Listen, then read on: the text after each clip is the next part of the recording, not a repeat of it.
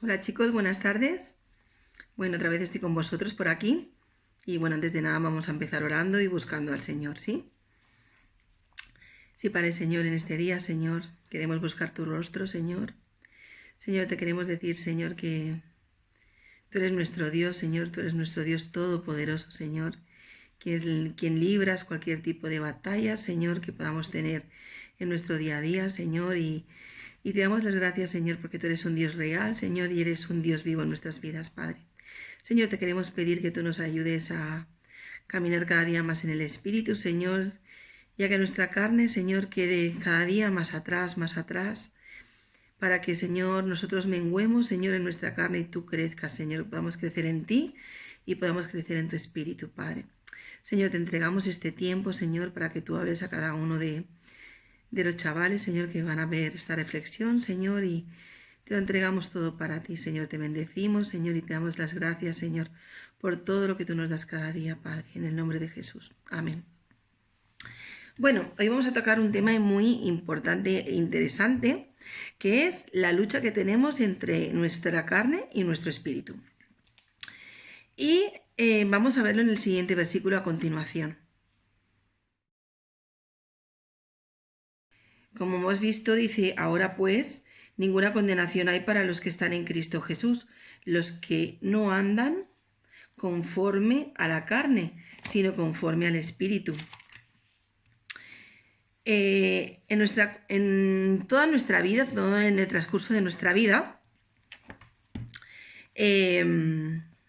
vamos a decidir en algún momento dado de nuestra vida si queremos vivir en nuestra carne o en nuestro espíritu. ¿Vale? Es una decisión que va a ser personal. Eso no es un juego, pero sino que conforme vamos cumpliendo años nos vamos a dar cuenta que o nos vamos a inclinar para vivir en nuestra carne o para vivir en el espíritu, ¿no? Va a ser nuestra elección, ¿no? Y va a ser una elección que cada uno de nosotros vamos a hacer de una manera personal. Si tú has recibido a Jesucristo, si alguno de vosotros habéis recibido en vuestras vidas a Jesús como vuestro Señor y Salvador personal, lo que vamos a hacer primeramente va a ser consagrarnos a Él. Y vamos a dar lugar a que el Espíritu Santo obre en nuestras vidas. ¿Qué va a pasar? Que nosotros vamos a querer menos actuar en nuestra carne y más actuar en el Espíritu. ¿Pero por qué? Porque realmente tenemos a Dios en nuestras vidas y porque realmente amamos a Dios y queremos obedecer su palabra. Vamos a ver lo que nos dice ahora la palabra. Vamos a buscar Romanos 8 y vamos a leer del 7 al 9. Y dice aquí, por cuanto los designios de la carne son enemistad contra Dios, porque no se sujetan a la ley de Dios, ni tampoco pueden, y los que viven según la carne no pueden agradar a Dios. La palabra carne no solamente significa carne, nuestro cuerpo, nuestra carne tal cual, sino también nuestra carnalidad que como seres humanos tenemos. O sea, ¿eso qué significa? En nuestra humanidad tenemos nuestras debilidades y tenemos nuestras limitaciones, como vemos en este versículo. ¿Qué tenemos? En un momento de que sale nuestra carne, que nos hemos enfadado, puede salir la ira, puede salir el enojo, puede salir el odio, el rencor, la violencia, o sea, puede salir nuestra carne, ¿no? Y a veces podemos tener razón, ¿no? En saltar. Pero debemos de decirle, Señor, ¿qué debo hacer?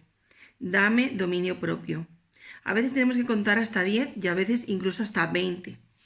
Pero debemos buscar al Señor incluso en esos momentos que tenemos, entre cometas, la razón, tenemos que buscar a Dios y poder decir, Señor, quiero hacer tu voluntad y no me quiero dejar llevar por lo que me dice en mi carne, sino que quiero que a pesar de este momento sea tu Espíritu Santo el que tome el control.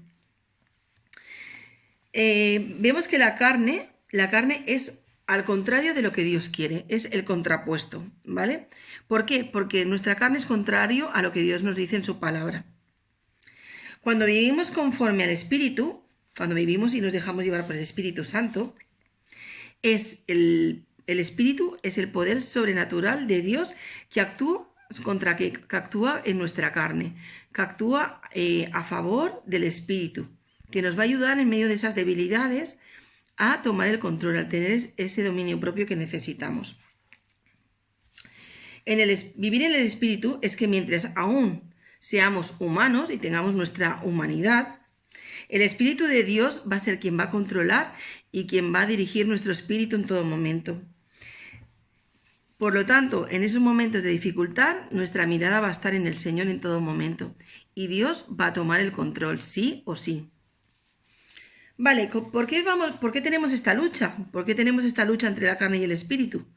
Pues vemos que en Génesis 3, si leemos todo Génesis 3, vemos que el hombre desobedeció a Dios. Y por lo tanto, el pecado entró en el hombre y las consecuencias del pecado también. Todo lo que hacemos trae sus consecuencias. Cristo afirmó que muchas de las tendencias malignas que nosotros hacemos vienen del corazón del hombre. Vamos a ver si esto es así o no. Vamos a buscar Marcos 7.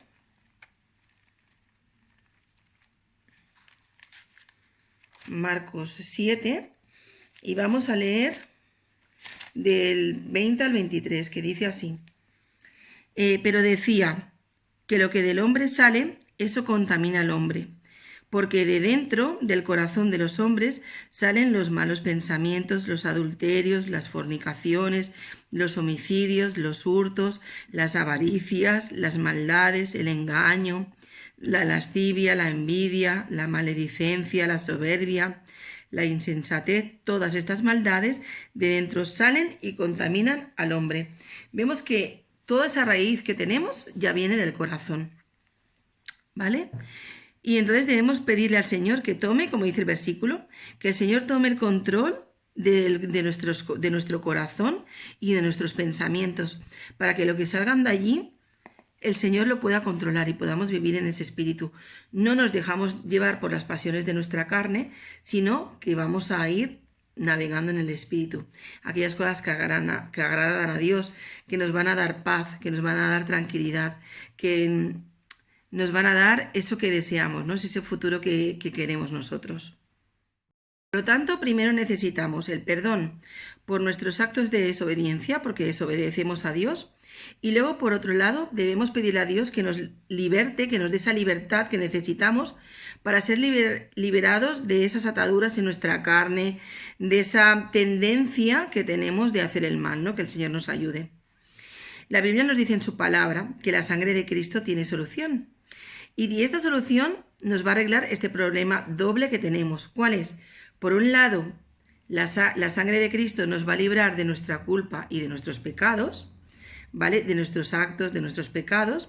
Y luego nos va a conceder ese perdón sobre ellos. Vamos a ver lo que nos dice en Jeremías 31-34, que dice así: y no enseñará más ninguno a su prójimo, ni ninguno a su hermano, diciendo, conoce a Jehová, porque todos me conocerán, desde el más pequeño de ellos hasta el más grande, dice Jehová, porque perdonaré la maldad de ellos y no me acordaré más de su pecado. Vemos que nosotros tenemos esa maldad en nuestras vidas, pero si nosotros vamos al Señor con un corazón contrito, humillado, le pedimos perdón, como dice aquí en el versículo, Dios nos perdona y nunca más se acuerda de ellos, porque Dios es amor y Dios nos ama de una manera que no nos podemos ni siquiera imaginar. La sangre de Cristo también tiene poder, no olvidemos, y autoridad para librarnos de esa tendencia que tenemos de hacer estas cosas mal hechas, ¿no? Estas cosas que vienen totalmente de la carne. Por eso, aquí nos da un consejo la palabra de Dios. Dejemos de vivir en nuestra carne y vivamos para el Espíritu. Vamos a ver cómo va a cambiar nuestras vidas. Vamos a intentar probar hacer las cosas que a Dios le agradan. Vamos a ver cómo cambia nuestra vida, nuestro interior, cómo nos sentimos, ¿vale? Vamos a ver lo que nos dice ahora Gálatas 2:20. Nos dice, con Cristo estoy juntamente crucificado, y ya no vivo yo, mas vive Cristo en mí, y lo que ahora vivo en la carne, lo vivo en la fe del Hijo de Dios, el cual me amó y se entregó a sí mismo por mí. Vemos que nos dice que somos una nueva criatura en el Señor, ¿vale? Ya no vivo yo, mas vive Cristo en mí. Lo que antes yo hacía en la carne, ahora ya no lo quiero hacer. Ahora soy hija de Dios. Y lo que yo quiero es obedecer a mi Padre, agradar a mi Padre y hacer lo que Él quiere. Entonces nos podríamos hacer ahora una pregunta. Quiero que respondáis. ¿Cómo puedo cambiar esta naturaleza que me inclina para hacer el mal?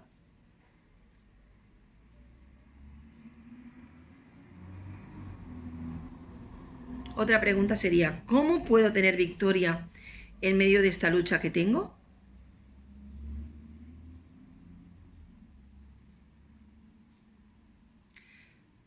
Como esto es algo que Dios debe hacer en nosotros, ¿qué debemos hacer entonces nosotros?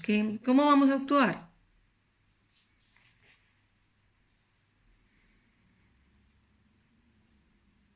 Vamos a ver lo que nos dice Romanos 12, del 1 al 2.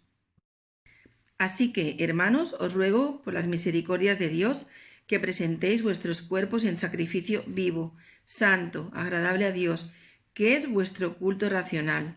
No os conforméis a este siglo, sino transformaos por medio de la renovación de vuestro entendimiento, para que comprobéis cuál sea la buena voluntad de Dios, agradable y perfecta. ¿Qué pensáis que nos dice en este versículo? ¿A qué nos llama el Señor en este versículo?